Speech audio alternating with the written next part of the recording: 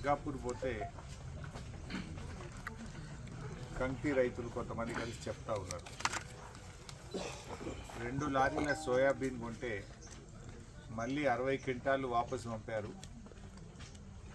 కొన్నారు, సోయాబీన్ తీసుకుపోయినరు, 4 రోజుల తర్వాత వాపసు పంపించారు.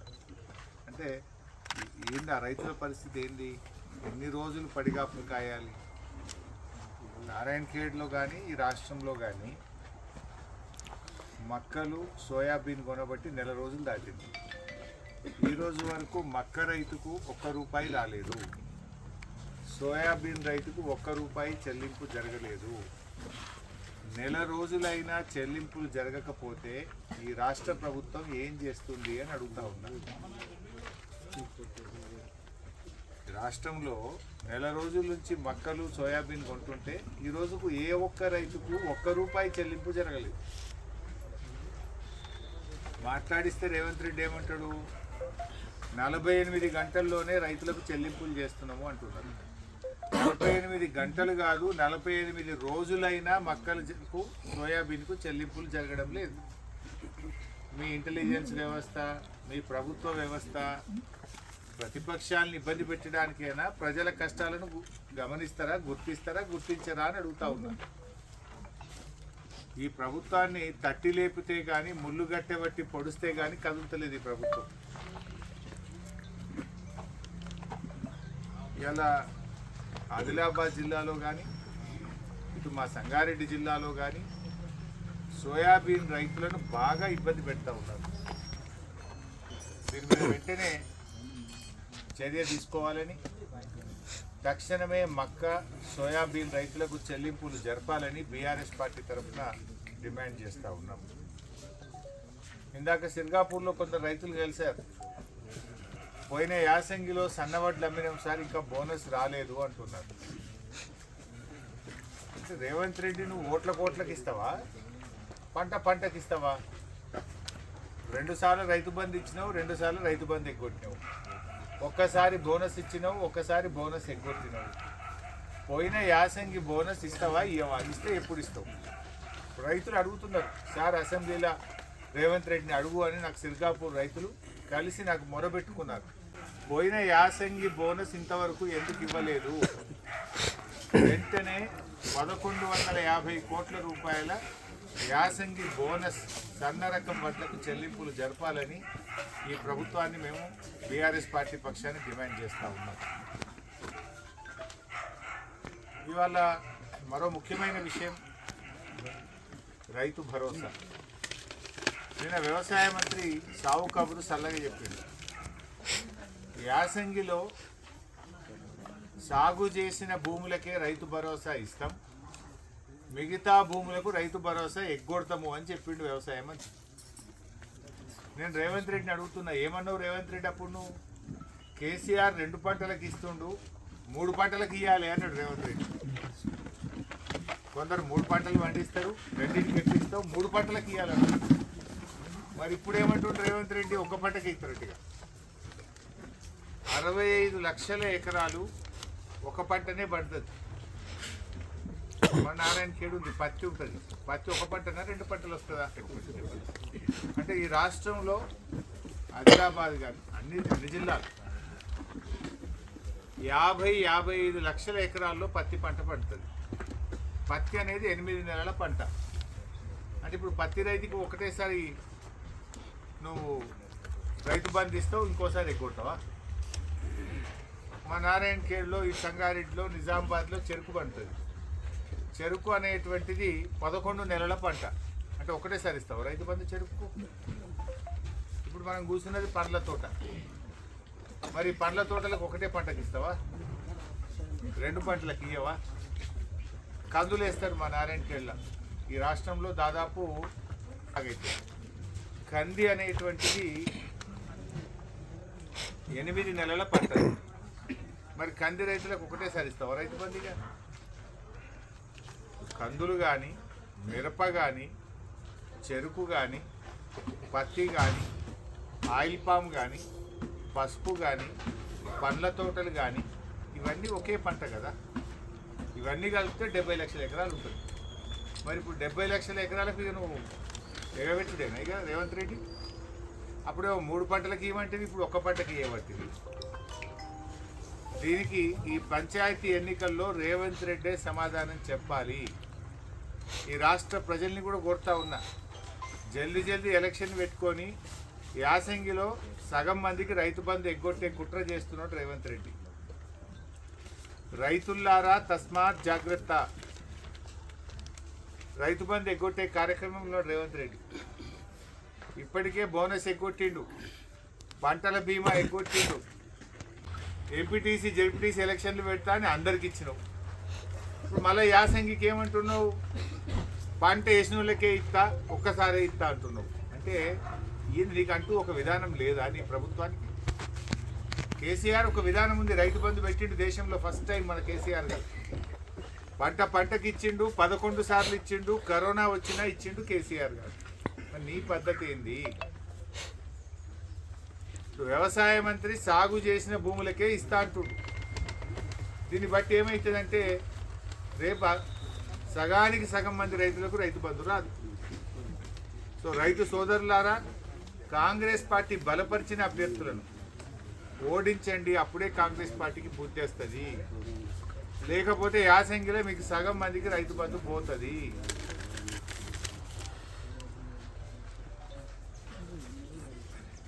ఎందుకంటే ఈ దీర్ఘకాలిక పంటలు ఏవైతే ఉన్నాయో అవి చాలా అవసరం రాష్ట్రానికి. వాళ్ళని ఇంకా ఇన్ఫ్యాక్ట్ ఎంకరేజ్ చేయాలి. కందులు, ఆయిల్ పాము ఈ రాష్ట్రంలో ఇప్పటికే షార్టేజ్ ఉన్నది. దేశంలో షార్టేజ్ ఉంది, రాష్ట్రంలో ఉంది. పసుపు, చెరుకు ఇవన్నీ చాలా ముఖ్యమైన పంటలు. నువ్వు వాళ్ళకే ఎగబెడతా అంటే ఎట్లా? నిజానికి దానికే కష్టం. చీడపీడ బాధలు ఎక్కువ ఉంటాయి వాటికి, పెట్టుబడి ఎక్కువ ఉంటుంది దానికి, కష్టం ఎక్కువ ఉంటుంది దానికి. కష్టం ఎక్కువ, పెట్టుబడి ఎక్కువ, చీడపీడ బాధలు ఎక్కువ. నువ్వు వాళ్ళకే ఇప్పుడు రైతు బంధు ఎగ్గొడతా అంటున్నావు. నీకు ఒక విధానం లేదా? అంటే కదా ఈ రాష్ట్రంలో ఎవరిగా కంది పెట్టద్దు, మిరప పెట్టద్దు, చెరుకు పెట్టద్దు, ఆయిల్ పామ్ పెట్టద్దు, పత్తి పెట్టద్దు, పసుపు పెట్టద్దు. ఏం చెప్పదలుచుకున్నావు నువ్వు? పంట మార్పిడి చేయొద్దు. వానకాలం వరి, యాసంగి వరి, వానకాలం వరి, యాసంగి వరి అయితేనే రైతు బంధు ఇస్తావా నువ్వు? ఇది సరి అయిన పద్ధతి కాదు. ఇప్పటికే పత్తి రైతులు చాలా కష్టాల్లో ఉన్నారు. పత్తి దిగుబడి బాగా తగ్గిపోయింది. పత్తి కొనక కూడా ధర 8,100 రాక 6,000కి 7,000కే బయట అమ్ముకుంటున్నారు. ఇప్పుడు ఆ పత్తి రైతులకు యాసంగికి రైతు బంధు ఎగ్గొడతా అంటున్నాను.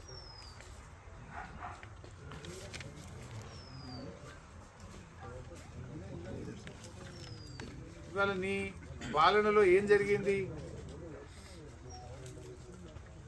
మీరు కూడా ఆలోచించండి, విలేకరులు కూడా. కేసీఆర్ గారు ఉన్నప్పుడు ప్రతి ఊరికి డంప్ యార్డ్ కట్టినాం, ట్రాక్టర్ కొన్నాం. ఇవాళ అన్ని ట్రాక్టర్లు మూలకు పడ్డాయి. ఆనాడు కేసీఆర్ గారి పాలనలో గ్రామాలు మెరిసినాయి. ఇవాళ రేవంత్ రెడ్డి పాలనలో గ్రామాలు మురికి కూపాలుగా మారుతున్నాయి. చేతల ప్రభుత్వం బీఆర్ఎస్, చెత్త ప్రభుత్వం కాంగ్రెస్ అయిపోయింది. అంత చెత్త, ఏ ఊళ్ళో చూసినా చెత్తనే ఉన్నది. బీఆర్ఎస్ అందరికీ భరోసా ఇచ్చింది, కాంగ్రెస్ ఏమో అవినీతికి భరోసా ఇచ్చింది. బీఆర్ఎస్ అందరికీ ఎందుకన్నా నేనంటే, చెరువులు చేస్తే అన్ని చెరువులు చేసినాం, మంచినీళ్ళు ఇస్తే రాష్ట్రంలో అన్ని నియోజకవర్గాలకి ఇచ్చినాం, చీరలు ఇస్తే అందరికీ ఇచ్చినాం. కానీ ఇప్పుడు రేవంత్ రెడ్డి చీరలు ఎవరికి ఇస్తుండు? ఓన్లీ డాక్రా మహిళలకే ఇస్తా ఉంటు. అంటే మరి మిగతా మహిళలు ఏం కావాలి? 55 ఏళ్ళు దాటిన వాళ్ళు డాక్రా సంఘాలు ఉండరు, ముసలోళ్ళు. ఇప్పుడు కోడలకు చీర ఇస్తేవి, అత్తకేక పెడతీవి, తల్లికి ఇస్తేవి, బిడ్డకేక పెడతీవి, పెళ్లి కాని బిడ్డకు. నీది ఏం పాలసీ? నారాయణఖేడ్ మున్సిపాలిటీ ఉంది, ఇచ్చిండ్రు, ఇయ్యలే. అంటే ఊర్లలో ఎలక్షన్లు ఉన్నాయని, ఓట్లు ఉన్నాయని ఊళ్ళల్లో చీరలు వచ్చిండు. నారాయణఖేడ్ మున్సిపాలిటీలో ఓట్లు లేవని చీరలే కొట్టిండు. అప్పుడు మళ్ళీ ఓట్లు ఉంటాయి. ఓట్లకి ఇస్తాడు ఈయన.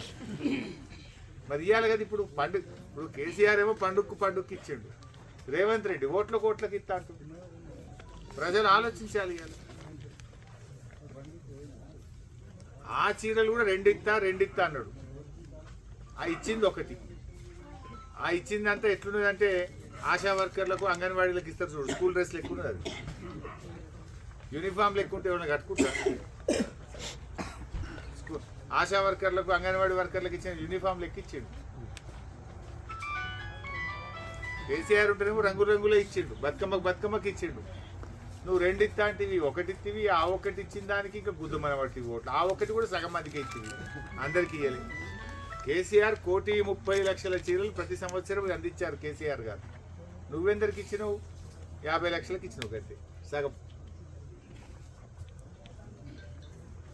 ఆ ఇచ్చిన చీరకి ఇంకేమంటాడు? నేను సారవెట్టిన అంటాడు. ఇచ్చింది ఒక చీర, ఆ ఇచ్చింది సగం మందికి, దానికి నేను సారవెట్టిన, నాకు ఓట్లేయినట్టు. నువ్వు సారేంటి ఏంటిదా రేవంత్ రెడ్డి?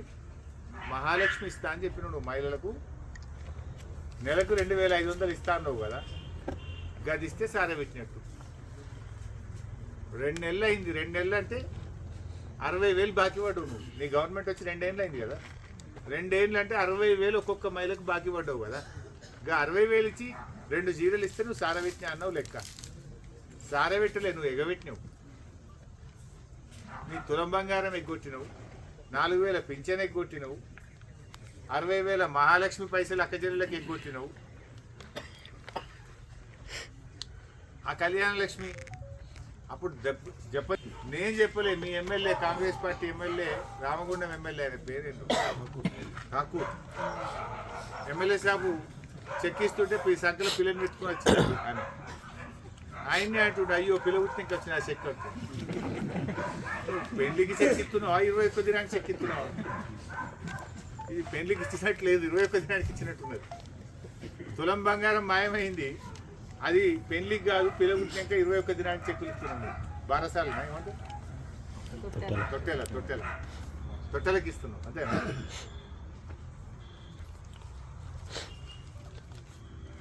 ఇక మా నారాయణ ఖేడ్ సంగతి చెప్తే ఇంకా చాలా ఉన్నదనుకో. మంచినీళ్ళు కూడా మున్పట్లే కత్తలేవట.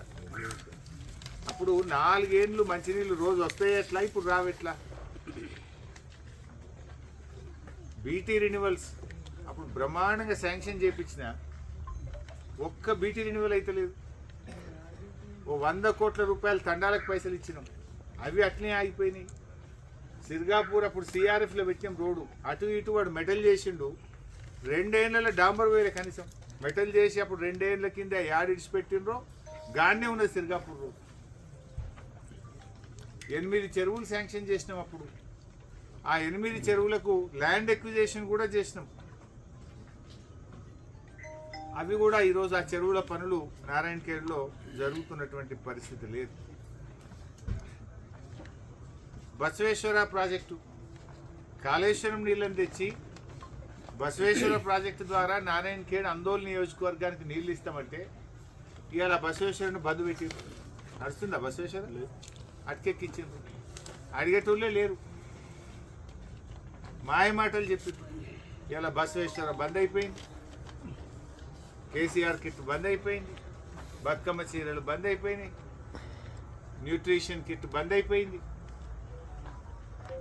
ధరలు మాత్రం పెంచారు. బస్ టికెట్ డబుల్ రేట్ అయింది. బస్సు టికెట్ల ధరలు పెంచిండ్రు, మందు సీసాల ధరలు, ఏది విస్కీ బీర్ల ధరలు పెంచిండ్రు. ఇంకేంది మన విత్తనాలు, జనుము జీలుగు విత్తనాల ధరలు పెంచిండ్రు. ధరలు పెంచుడు, కమిషన్లు దంచుడు. రేవంత్ రెడ్డి గవర్నమెంట్ ఇది ఒకటే సూత్రం, ధరలు పెంచు, కమిషన్లు దంచు. స్కీములు కేసీఆర్ ఇచ్చినవి బంద్ పెట్టు. ఇంతకు మించి మీరు చేసింది ఏంటని నేను అడుగుతా ఉన్నా. బసవేశ్వర ప్రాజెక్టు పనులు వెంటనే ప్రారంభించాలని బీఆర్ఎస్ పార్టీ పక్షాన డిమాండ్ చేస్తున్నాం. సంగమేశ్వర, బసవేశ్వర, లేదంటే త్వరలో ఒక పాదయాత్ర కార్యక్రమాన్ని కూడా సంగమేశ్వర, బసవేశ్వర ప్రాజెక్టులకు కోసం పెద్ద ఎత్తున బీఆర్ఎస్ ఉద్యమిస్తుంది. మేము ఉద్యమాలు చేపట్టక ముందే వెంటనే పనులు ప్రారంభించాలని కూడా ఈ ప్రభుత్వాన్ని డిమాండ్ చేస్తున్నాం. అంటే మా సంగారెడ్డి జిల్లా ప్రాధాన్యత రైతు బంధు ఎగ్గొట్టిండు. ఇప్పుడు ఈ యాసంగిలో రైతు బంధు సగం మందికి ఇచ్చి సగం మందికి ఎగ్గొట్టే కార్యక్రమానికి రంగం సిద్ధం చేసిండు. ఓట్లు డబ్బల పడంగానే అసలు సూత్రం బయట పెట్టారు. ఇక కాంగ్రెస్ను సర్పంచ్ ఎన్నికల్లో చిత్తుగా ఓడిస్తేనే మీకు 2 పంటలకు బోనస్ వస్తుంది, 2 పంటలకు రైతు బంధు వస్తుంది, పంటల బీమా వస్తుంది. ఎన్నికల ముందు ఒక మాట, ఎన్నికలు అయిపోయినాక ఒక మాట. ఇవాళ రైతు బంధు అనేటువంటిది అన్ని పంటలకు 2 పంటలకు కూడా ఇవ్వాలి. గతంలో కేసీఆర్ 11 సార్లు ఇచ్చిండు, ఒక్కసారి కాదు 2 సార్లు కాదు. రైతు బంధును 11 సార్లు 11 విడతల్లో ఇవ్వడం జరిగింది. కరోనా కష్టకాలంలో కూడా రైతు బంధు ఆగలేదు. ఇప్పుడు నువ్వు ఎందుకు ఆపుతున్నావు? నిన్న వ్యవసాయ మంత్రి స్పష్టంగా చెప్పిండు, పంట వేసిన విస్తీర్ణానికే రైతు బంధు ఇస్తాం, మిగతా వాళ్ళకి ఎగ్గొడతాము అని చెప్పిండు తుమ్మల నాగేశ్వరరావు. మరి రేవంత్ రెడ్డి నీ పాలసీ ఇదేనా? యాసంగికి ఇప్పుడు ఎగ్గొడితే నాకు తెలిసి నారాయణకేళ్ళ 1,000 మందికి వస్తాయి, 12 మందికి రాదు. ఇదంతా పత్తే కదా, అయితే పత్తి లేకపోతే కందులు, వరి ఎంతో 10-20 పైసలు ఉంటుంది అంతే. అంటే ఇప్పుడు అందరికీ గుండు కొట్టుడేనా కదా? ఈ రాష్ట్రంలో 70 లక్షల ఎకరాల్లో ఒకే పంట పడుతుంది. హార్టికల్చర్ కానీ, చెరుకు కానీ, మిరప కానీ, కంది కానీ, పత్తి కానీ 70 లక్షల ఎకరాల రైతులకు ఆగం పట్టించలేనాను. అంటే నీ విధానం ఏంది?